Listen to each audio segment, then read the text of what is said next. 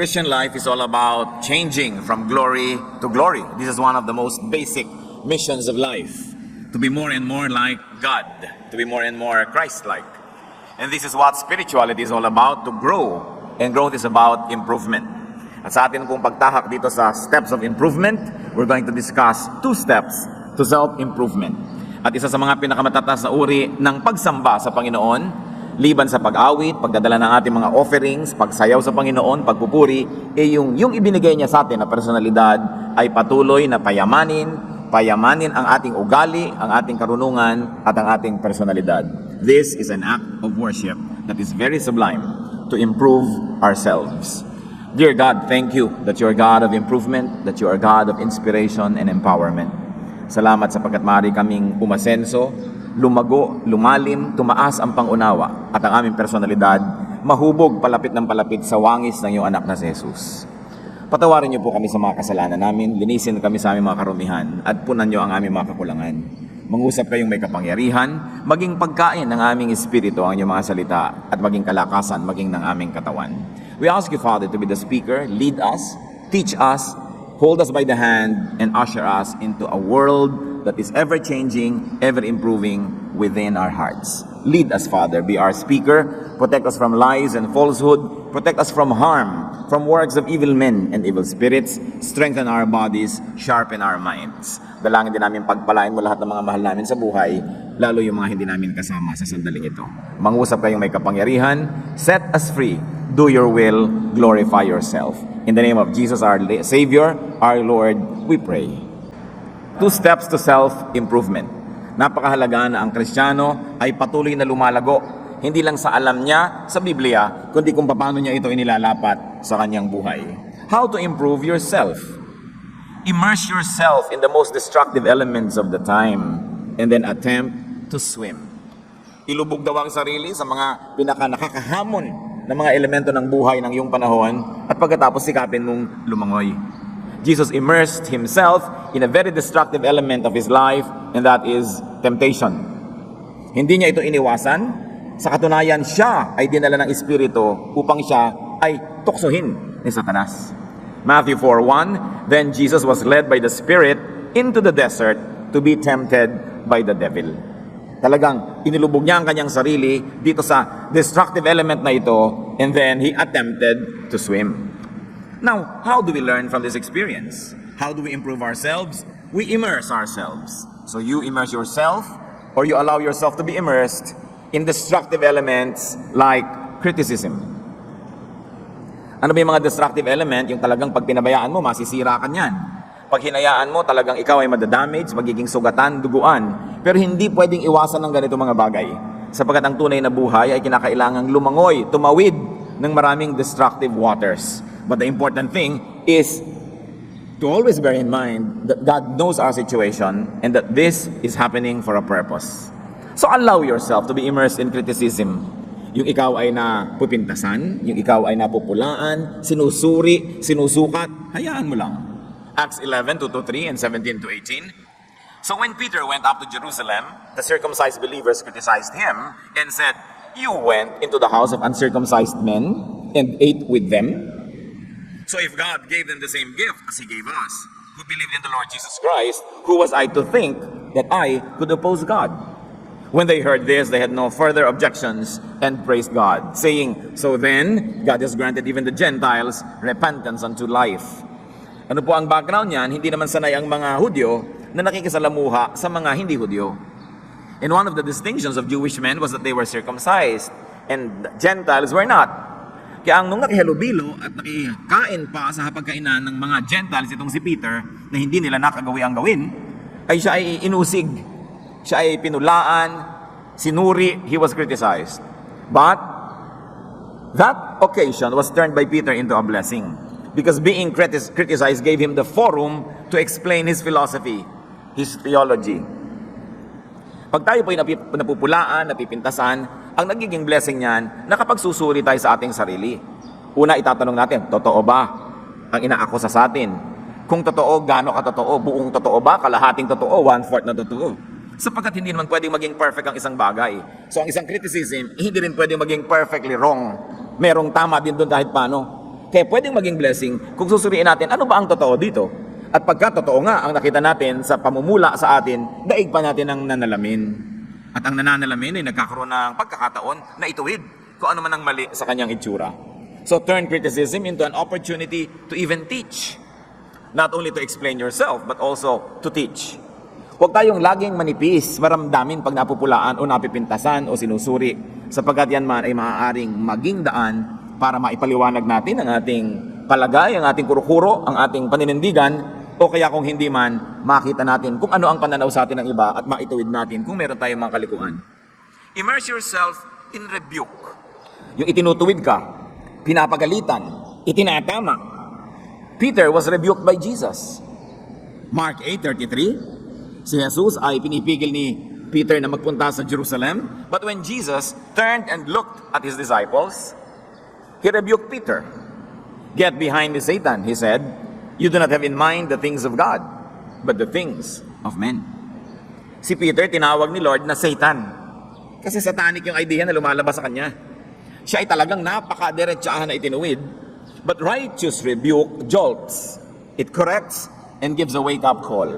Talagang tayo nauuga, naliligalig na yuyugyug ng isang matuwid at malakas na rebuke.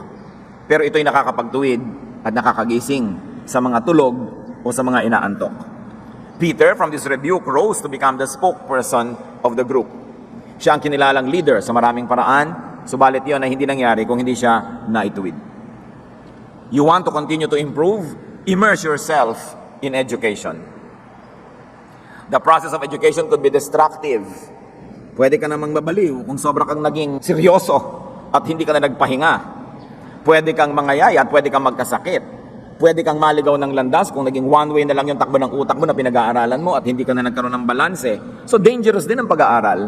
In fact, little knowledge is said to be dangerous. But we immerse ourselves in education. Akala nung iba, pag nagkaroon na sila ng bachelor's degree tapos ang edukasyon, tumitigil na sila.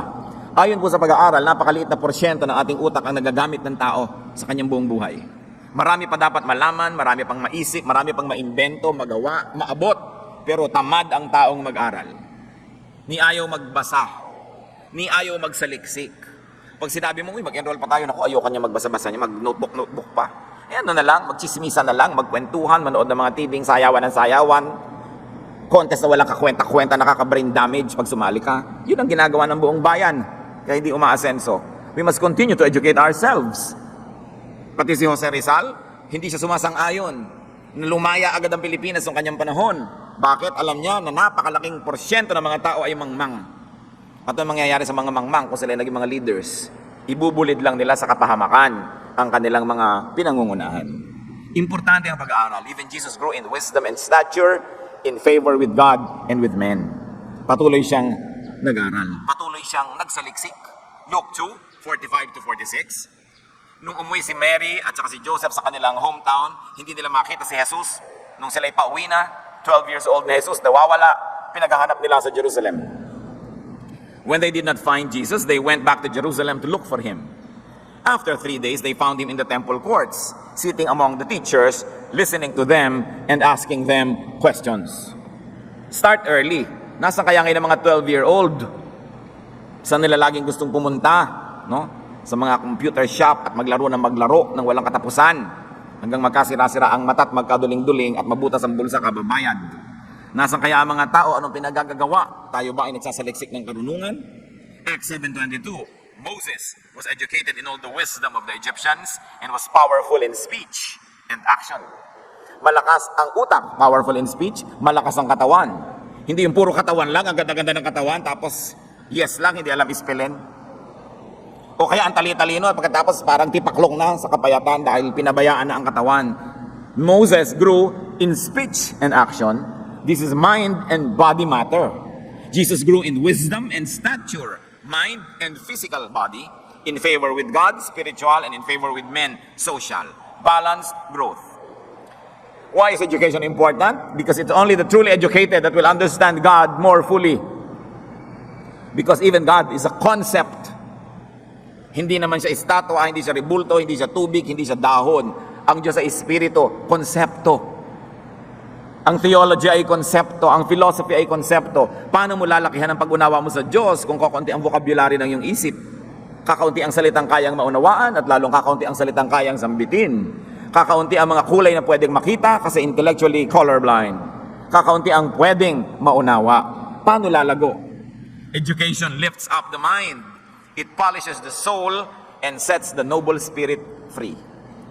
Sa kalooban ng bawat tao ay mayroong napakamarangal na kakanyahan, na identity, na personalidad. Napakarangal. Pero yung marangal na tao sa loob niya ay nakagapos, nakatali. Ang nagtatali dito, kamangmangan. Kakitiran ng isip, kawalan ng alam. At habang ang tao ay nag-aaral, nalalagot ang mga tali ng kamangmangan, doon lang nakakalaya, doon lang nakakakilos, yung marangal na pagkatao. Kaya napakarami mga tao ay napakahamak. Hamak ang ugali, hamak ang pag-iisip, hamak ang mga ginagawa at hinahamak ang sarili at pumapayag na hamakin sila ng iba kasi kulang sa kaalaman. Ni hindi nila alam na sila yung mangmang. Kaya napakahalaga patuloy na pag-aaral ng tao. Mahirap talagang gawin yan. Kaya nga sabi, immerse yourself in the most destructive elements of the time. Mas masarap matulog, mas madaling manood ng TV na lang, lalo yung hindi ka na pinag-iisip para wag ka ma-stress. Yung iba na i-stress pag nag-iisip, samantalang isa sa mga pinakamasasarap gawin sa buhay, yung mag-isip, maabot ng isip mo yung hindi mo dating naaabot, makita mo yung hindi mo nakikita, maunawa yung dating magulo. It's better than eating, it's better than having pleasure. Yun naman ay kung nauunawa natin ang halaga ng patuloy na pag-aaral. Kahit may edad ka na, mag-aaral mag-text. Kung makakabuti sa buhay mo, hindi yung text ka ng text tapos yung apubuhan text ng text para sa'yo. May mata ka pa, may daliri ka pa, hindi ka pa naman patay, ba't di ka mag-aaral? Matanda na ako, edi ilibing ka na namin, ayaw mo na pala eh. Di ba? Ngayon gusto mo pang mabuhay, mag-aral ka pa. Buksan mo pa ang isip, marami pang pwedeng malaman. Hindi na pwedeng kung matanda ka na, ipipikit mo na yung mata at ihiga ka na lang dyan, aantayin na tawagin ka ni kamatayan. Ang buhay ay napakasarap kung ang utak natin ay gising. At marami tayong nauunawa. Sa isip lang tayo nakakalaya. Kahit ang tao nakakulong sa mga bilangguan, imagine lang yan, siya ay nasa ibabaw ng isang bundok, o kaya naliligo sa batis. Ang totoo ay nararanasan niya yon sa spiritual na paraan, at daig pa yung kuminsan ay tunay na physical experience. Alam nyo yan, try to imagine things and you actually benefit from what you imagine. Many people who have sexual imaginations know that it works. That imagination works. E di lalo na kung mag-i-imagine ka na magagandang bagay. Diyan ka lang napapalaya sa mga kahirapan, sa mga karamdaman. Kung ang isip mo ay malaya, nakakaalis sa loob ng iyong bungo at nakakarating sa mga langit, sa mga alapaap at sa malalayong mga tabing dagat. Kailangan ng isip ng tao malaya. Anong nagpapakulong sa isip ng tao? Bias. Yung kinulong mo na, ay, ang Kapampangan ganito, ay, ang Ilocano ganon, ay, ang Bicolano ganyan. Ikukulong mo yung isip mo. Kaya tuloy pag may taong Kapampangan na iba yung ugali, hindi mo na na-appreciate. Kasi, tinipecast mo na. Nakakulong ang isip ng mga taong, ay ganito dapat, ay ganon dapat. Nung araw ganito kami. Nung araw yun eh, di bumalik ka nung araw eh. Wala na yung nung araw, ngayon na. So kailangan palitan mo yung pananaw. Kailangan, ganito lang kami magluto ng sinigang. Kailangan, ang nilalagay lang na pampaasim ganito. Marami pang iba. Buksan mo yung isip. Palayain mula sa mga gapos ng limitadong karanasan. Kailangan nakabukas ang isip ng tao. Mapakahirap kasama sa buhay yung makitid ang isip. At lalo nang napakahirap kasama sa buhay, yung ang bagal na mag-isip. Parang ikaw ay napakabilis tumakbo, pang karera ka, tapos yung asawa mo parang pagong. Diba yung inis na inis ka dahil gusto mong talagang kumawala at tumakbo ng mabilis, but this person is holding you down. Dahil yun lang ang speed niya. Ganyan din yung mga driver na gusto mabilis, tapos may kasamang lola, ay bagalan mo lang. Parang libing, ganun ang gustong speed ng lakad. Inis na inis yung nagmamaneho kasi kaya niyang bilisan pero pinipigil siya. Paano pa yung ang isip ay matalas, matalino, malayo ang naaabot, tapos ang kasama sa bahay, ang kasama sa buhay, ganggamunggo ang isip. Di ba napakalaking frustration sa buhay yon? Kaya kung mahal nyo ang inyong mga mahal sa buhay, mga kapatid, at sila ay matatalino, meron silang mga bakas ng katalinuhan na pwede mag-improve.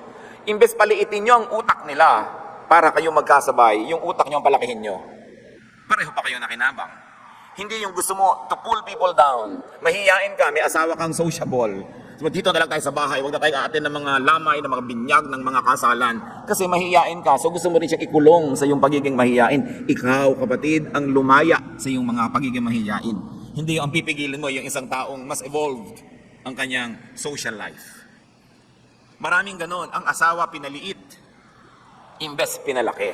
Kasi doon siya komportable. Ang comfort zone niya, yung comfort zone ng kamangmangan. Kaya yung mga mangmang, yan ang mga tampurista. Yan ang mga maramdamin, mga madadaling masaktan, magdamdam, maghinanakit, magtanim ng sama ng loob. Kasi walang pinagkukunan ng pangunawa sa kapwa. Ang iniisip lang nila, sila, nasaktan ako, hindi ako napansin, kinawawa ako, etc., etc. Kung meron tayong ganyang mga nangyayari sa buhay natin, kapatid, kamangmangan yan. Dapat yang harapin at baguhin, palayain ang isip. Ang tagal-tagal lang malaya ng Pilipinas mula sa Espanya, hindi na natin sila pwedeng sisihin para sa ating mga kahirapan ngayon. Ang tagal-tagal na rin nating lumaya sa mga Hapon, maging sa mga Amerikano. Ang tagal-tagal na. Bakit yung mga Singaporeans, noong 1960s lang sila naging bansa? Naunahan pa tayo sa pag-asenso. Bakit yung mga iba, hindi nila sinisisi yung colonial past nila? Alam niyo ang problema sa Pilipinas? Matagal lang malaya ang ating political system, pero bilanggo ang ating utak ng kamangmangan. At pababa ng pababa ang level ng edukasyon. Pagkausap mo mga high school students, college students, parang kausap mo grade 2 ang mga reasoning. Bumaba ng bumaba ang ating English. Hindi rin naman umasenso ang ating Pilipino. Bumaba rin. Wala nang makapag-Pilipino ng diretso. Wala rin naman naging English ng diretso. Liban nila ako nagtatrabaho ako sa call center. No? Talagang dyan lang nakakapag-diretso. So, paano na ang bayan na ito? Education is very important. Immerse yourself in correction. Yung tayo na itutuwid. Proverbs 15:32, he who ignores discipline despises himself, but whoever heeds correction gains understanding. Sino ang umaasenso? Yung lumalangoy, lumulubog, nagbababad sa pagtutuwid. Pagtutuwid ng kapwa, pagtutuwid ng kapaligiran, pagtutuwid ng Diyos. Correction straightens up a person. Correction aligns a person to the divine will. And correction positions people in the path of blessings. Dahil ang Diyos ay tuwid at matuwid, sinong pagpapalain niya, diyan ding matuwid. Kaya pag tayo naitutuwid, dapat tayo magpasalamat. Bagamat, ang proseso ng pagtutuwid ay masakit. Siyempre, ligo ka, itutuwid ka, masakit yan. May pilay ka, idediretso ka, ikakast, hihilutin, masakit yan. Pero kailangan para matuwid ang ating mga kalikuan. We want to continue growing, immerse yourself in refinement. Kailangan ng tao maging pino, hindi magaspang. Refinement takes polishing. Polishing takes friction. So when you like to be refined, subject yourself to friction. Kinikinis ka, nililiha, inaayos, masakit. Pero ikaw din ang makikinabang sa dulo. Nung binihag ng Babylon ang Israel, bumihag sila ng mga anak ng mga mayayaman at mga maharlika. Ipinadala sa palasyo ni Nebuchadnezzar upang iayos ang pag-iisip at isunod sa kaisipan ng imperyo ng Babylon.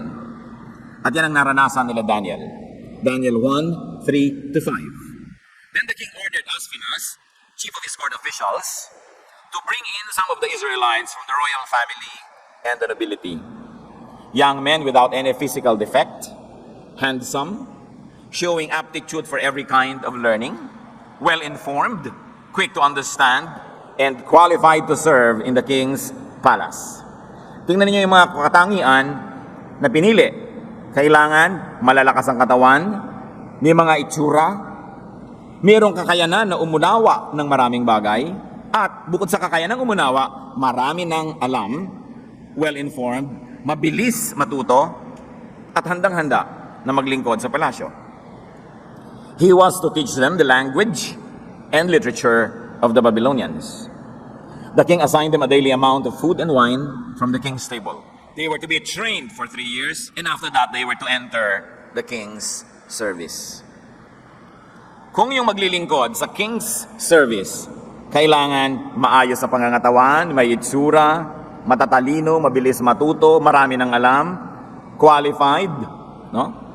At bibigyan ba ng pagsasanay? Ano pa yung magtatrabaho sa King of Kings service? Most of the time, the ministries in the church are wanting in quality because we don't apply this kind of tests. Kung sino na lang ang laging nandyan, laging present, yun na syempre yung magiging worker, natural, lalo kung volunteer work. Pero nalilimutan natin na meron pa rin dapat ang mga pamantayan na inaabot.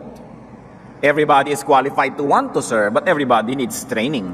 And everybody needs basic understanding and basic intelligence to be able to deliver good service. Quality is expensive. Kaya kung minsan nakikita natin, mas mahuhusay pa yung mga nasa corporate world kaysa na nasa church. Sa pamamalakad, kasi tayo nagkakaroon ng pwede na yan attitude. Christian naman tayo, pwede na yan. Mauunawaan na yan ng mga kapatiran, mga choir na hindi nag-practice, pwede na yan. Ang titingnan na lang ni Lord, heart. Anong heart? Kanta ang hinahanap sa'yo. Di syempre ang titingnan niya, musika. Diba?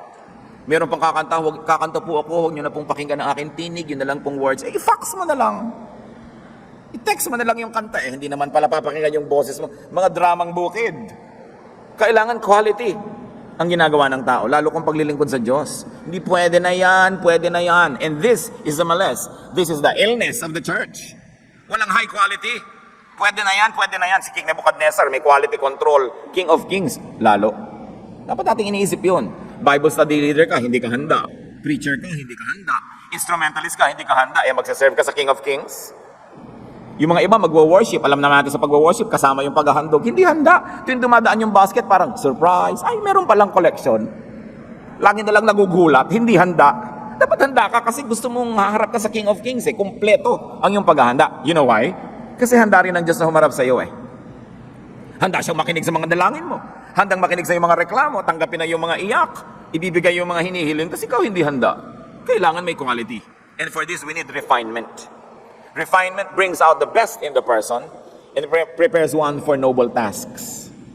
Magiging tabu ka na rin lang, maging tabu ka na sa palasyo. No? Kaya sa tabu ka, tas tabu ka lang kung saan, sa isang public toilet, sa Blooming Treat Market. No? You can imagine na medyo iba na yung tabu doon. Pero tabu-tabu lang kayo, pare-pareho, pero hindi pare-pareho ang lahat ng tabo. Magiging tabu ka na rin lang kapatid, maging the best tabu ka na dyan. Kakanta ka na rin lang, maging best ka. Magtuturo ka, maging best ka. For the Lord, for the Lord's glory, and for your own benefit. Yan ang immersion. Marami pa tayong pwedeng immersion na gawin. Isipin niyo mga kapatid, ano bang dapat yung langoyan, lubugan, babaran, na hindi masarap, hindi maganda, mahirap, pero kailangan para tayo umasenso. And after immersion and difficulty, emerge. Matapos kang lumubog, lumutang ka uli. Matapos kang lumangoy ng hirap na hirap ka, umahon ka. Parang metaphor ng baptism. Immerse yourself, then emerge. Parang death and then resurrection. Hindi ganun ang mahalaga. Matapos ang Panginoong Jesus ay lumubog sa hirap ng mga pagsubok, Matthew 4:11, umahon siya. The devil left him and angels came and attended to him.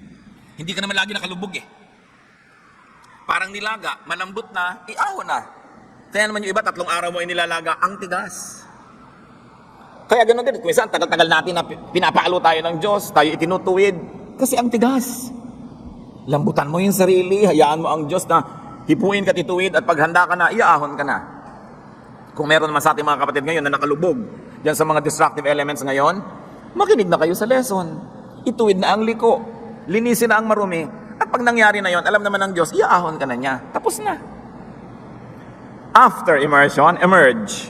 Emerge wounded, but healing. Or getting healed. Lahat naman ng tao nasasaktan Pwede ka bang mabuhay sa mundo na hindi nasasaktan? Lahat ng tao nasusugatan. Lahat tayo may sumakit sa ating kalooban. May tumapak sa atin. May dumurog sa ating puso. May nanglait sa atin. May nag 1, 2, 3. May nandaya. May nagtaksil. May hindi nagmahal, may tumalikod, may nag-abandon. Lahat ng tao ganun. Everybody's wounded, but not everybody heals. So you have to emerge wounded, but healing or getting healed. Kailangan kapatid, magpasya na gusto niyong gumaling. Paano magpapasya na gustong gumaling? Kung kamangmangan ng sakit, magpasya ka na from here on, magpapakatalino ka na. Kung sobra kang maramdamin, magpasya ka na from here on, marami ka nang papalampasin. Pipiliin mo na lang kung ano yung nakakasakit sa'yo. Kung nasaktan ka noon, kailangan mo magpasya kapatid na magpatawad na, magkaroon ng bagong buhay. Kung hindi, gumagaling na yung sugat mo, bubuksan mo na naman. Gumagaling na yung sugat mo, bubuksan mo na naman. At medyo tumitibay-tibay na siya, natutuyo na, bubulat-latin mo na naman. Kakalkalin mo, kakamutin mo ng matatalim na kuko para magdugo siya muli. Hindi ba ganyan na ginagawa ng maraming tao? Nasaktan sila ng kanilang auntie nung araw, lagi nilang pag-uusapan, nabubuhay na naman yung mga sakit na yon. Yung galit na sana'y humuhupa na, muli na naman sisilakbo. Yung nagpapatawad na sana dahil sa panahon, aalalahanin na naman ang lahat. Marami sa atin, yung nagpapasya na huwag gumaling. Kaya ililibing na lang at lahat, punong-puno pa ng sama ng loob, ng galit sa mundo, ng hinanakit. At pag pinuno natin ang ating puso ng ganyan, hindi magiging bakante ang puso para tumanggap ng pagpapala kasi puno ng mga basura. We have to learn to emerge, although wounded, but ready to heal. And it's a matter of decision. Job 5:17 to 18. Blessed is the man whom God corrects. So do not despise the discipline of the Almighty. For he wounds, but he also binds up. He endures, but his hands also heal. Aba, mapalad daw ang taong itinutuwid ng Diyos kahit nasasaktan, kahit nagdurugo, kahit nakakaranas ng amputation or surgery. Sabi, totoo, sinusugatan tayo ng Diyos. Pero nililinis din niya, nilalanggas, tinatalian, tinatakpan ang mga sugat na ito. Totoo, babaliin ka niya. Pero pag durog-durog ka na, bubuuin ka rin niyang muli para maiba naman ang korte mo. Kasi kung isa kang jar na mali ang korte, kailangan durug-durugin ka para mabuo ka na naman, iibahin yung korte mo. You have to be reconstituted para maiba. When you have reached the bottom, thank God, because there is no other way but up. Pag sobra na, sagad na ang baba ko na, wala na akong pwedeng babaan pa. Ang hirap ko na, hindi na po kayo mas mahirap pa kaysa rito. Wala na kayong direksyon na pwedeng tahakin, kundi pataas na, dahil nandun na kayo sa ilalim eh. Kaya kung minsan, mas madali at napapadali ang pagpunta mo sa kaila-ilaliman, mas ibig sabihin, mas madali kang lulutang agad. Kung sa pagtutuwid ng Diyos ay hinihingi na kailangan makarating ka sa kaila-ilaliman dahil ang tigas mo eh. Kailangan ka talaga pagkadurug-durug-durugin pa. Pag nagkakadurug-durug na tayo, magpasya kayong, I will make something out of this. Itong mga sugat na ito, gagawin kong bulaklak na disenyo ng aking balat. Ang mga peklat na ito ay aariin kong magandang design. Paalala na ako ay natuto. Kailangan mawala yung bitterness. Kaya si Job, alam natin ang kwento niya, ang yaman-yaman, ang dami-daming anak, pinakasikat na tao sa kanyang bayan, biglang dinalaw siya ng sobrang pagsubok, bagamat siya'y matuwid. Subalit nang malampasan niya yon, nakabawi siya, doble pa kaysa dati ang naging kayamanan niya. Kasi naman matuwid naman talaga siya, pagsubok lang yun eh. Hindi yun parusa, yun ay pagsubok. At nalampasan niya. Job 42:11. All his brothers and sisters and everyone who had known him before came and ate with him in his house. They comforted and consoled him over all the trouble the Lord had brought upon him, and each one gave him a piece of silver and a gold ring. Tingnan ninyo ang verse. Nung may sakit siya at nagdusa, naghirap, nagkaroon ng kutakot-takot na galis, walang pumupunta sa kanila. No? Pero nung siya ay nakarecover, nakalampas sa pagsubok, at siya ay binubuo muli ng Diyos, ano nangyari? Nagdatingan ulit yung mga tao, nagkain na tuloy sa bahay niya. Ang mga tao pupunta sa inyo kung kayo mabango, kung kayo ay may pera, kung kayo ay masigla, masaya. Kung puro luksa kayo, sugat, dusa, hindi kayo pupuntahan. Huwag na kayo magdamdam, natural yun. Di ba ayaw mo magpunta sa mga kamag-anak mo na wala namang gagawin kundi dumaing? Ayaw mo pumunta sa iyong mga kaibigan na walang gagawin kasi kundi utangan ka? Yung tuwing pupunta ka sa kanila, sariwang-sariwa, pag uwi mo lanta ka kasi sinipsip nila lahat ang iyong lakas ng kanilang mga hinaing, reklamo, problema. Siyempre, yung likas sa'yo na iligtas ang iyong buhay sa panganib na Diyos din ang naglagay dyan, ilalayo mo ang sarili mo sa mga ganito. Pero nung siya ay nakarecover, nung siya binigyan ng pera, everybody gave silver and gold. When? Nung naghihirap siya? No! Bakit ka naman magbibigay sa naghihirap? Ano mangyayari sa binigay mo doon? Common sense yun, ha? Hindi ko sasabihin ng godly sense. Yun ang sense ng maraming tao. Pag meron ka na, bibigyan ka pa. Kita niyo ang mga regalo sa mayayaman, magaganda. Ang mga regalo sa mahihirap pag Pasko, kalendaryo ng hopya. Mahirap ka. Bakit ka bibigyan ng malaki? Hindi mo kaya magsukli. Hindi ko sinasabing yun ang tama, pero yun ang kalakaran ng mundo. So gusto mo pala na pahalagahan ka, puntahan ka ng tao, make something of yourself. Huwag kang magmukmuk dyan, maawa sa sarili mo, magreklamo sa langit at lupa, umiyak ng umiyak. Magtrabaho ka, bumangon ka, paasensuhin mo ang iyong buhay, babango ka, pupuntahan ka ng mga tao. Kaya sa mayayaman, yung mayaman na, yung pa ang marami nagpapadala ng bulaklak pag namatay. Yung halos hindi ka na makalakad sa dami ng bulaklak doon sa koridor. Yung mahirap, may isang lantang bulaklak na bigay ng punerarya kasama sa cost ng ataol. Diba? Ganun talaga, huwag kayo nagdaramdam. Gusto nyo hindi ganun ang buhay nyo, paasensuhin nyo ang buhay nyo. Para hindi ganun. Talagang ganun ang kalakaran. Blessing begets more blessings. Misery begets misery. Money begets money. Poverty begets poverty. Saan nagbabago ang buhay ng tao? Hindi sa swerte, sa pag-iisip. Pag nagpasya ka, ayokong maging mahirap, o ayokong patuloy maging mahirap, gagawa ka ng paraan. Hindi ka man maging mayaman, surely makakaangat-angat ka kahit papano. So turn every criticism, every rebuke, every correction into an asset. Pag binabato ka ng bato, ipunin mo, hindi ka na kailangan bumili ng graba para magpagawa ng bahay. Everything could be turned into a blessing. After immersing yourself in difficulties, emerge stronger. Kita nyo yung mga nag-gym. Pag nakita mo itsura ng pagmumukha, pag binubuhat yung bakal, no? Pagka yung tiyan pinipilit na itayo sa kanilang mga sit-ups, kita mo ang pagdurusa sa mukha. Di ba? Pero pagka-shower niya at paglabas, ang lahat ay napapatingin at muling napapatingin. Dahil he emerges stronger. No pain, no gain.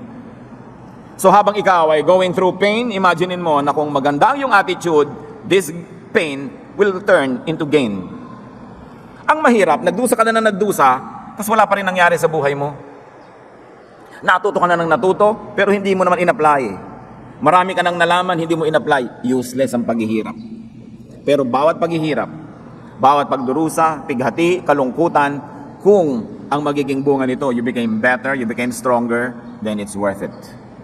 Tulad ng mga pagdurusa na mag-asawang naghihiwalay para lang magtrabaho ang isa abroad. O pareho sila pero magkaibang bansa. May pagdurusa, pero may uuwian silang bahay na naitayo, na pag-aral ng mga anak, worth it.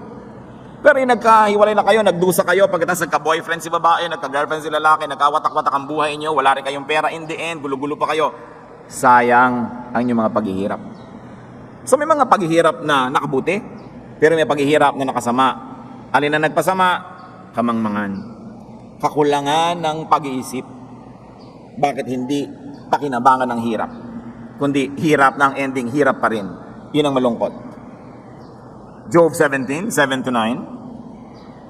My eyes have grown dim with grief. My whole frame is but a shadow. Upright men are appalled at this. The innocent are aroused against the ungodly. Nevertheless, the righteous will hold to their ways, and those with clean hands will grow stronger. Basta malinis ang ating budhi, malinis ang ating pamamaraan, lahat ng hirap na ginagawa natin, may magandang kakawian. We become stronger by experience, therefore we become wiser, or we become stronger by conquest. That means we become richer. 2 Samuel 3:1. The war between the house of Saul and the house of David lasted a long time. David grew stronger and stronger, while the house of Saul grew weaker and weaker. Every conflict will leave you weak or strong. Every conflict will leave you richer or poorer. Do not go to war if you would only lose. Do not wage war if there is no hope of victory. Kaya ang manifesto ni Jose Rizal, nung siya ay dinakip, pinuwersa siyang magmanifesto para kanyang talikuran daw at itakwil ang himagsikan. At sabi ng mga iba na kontra Rizal, hindi daw makabayan si Rizal dahil sinabi niya sa kanyang manifesto, nakatutok ba naman ang baril sa iyo habang ginagawa mo yung manifesto? Sabi sa manifesto, huwag kayong lumaban sa mga Kastila. Hindi daw makabayan si Rizal. But if you're going to read between the lines, hindi laban si Rizal sa himagsikan, laban siya sa himagsikang siguradong talo lang naman. Sabi niya, magdurusa lang lalo, dadanak ang dugo, wala rin mangyayari. Hindi niya sinasabing walang mangyayari sa inyong pagsusumikap. Ang sinasabi niya, di tayo handa. Bakit ka lalaban kung talo ka lang? Pero ganyan ang marami sa ating mga kababayan, no? Nasaktan ng kalooban, kukuha ng gulok, sugod mga kapatid, hindi pa nakakalapit, nabaril na. Nabaril ka, kaya may pinagbarilan. No? Kasi nabaril yung Pilipino. Damdamin ang pinapairal. Nasaktan ng damdamin, susugod, kahit na hindi naman nakalapit, nabaril na rin. Kailangan nag-iisip ang tao. Lalaban ka, hindi ka naman mananalo. Maghintay ka na ibang panahon. Magpalakas ka.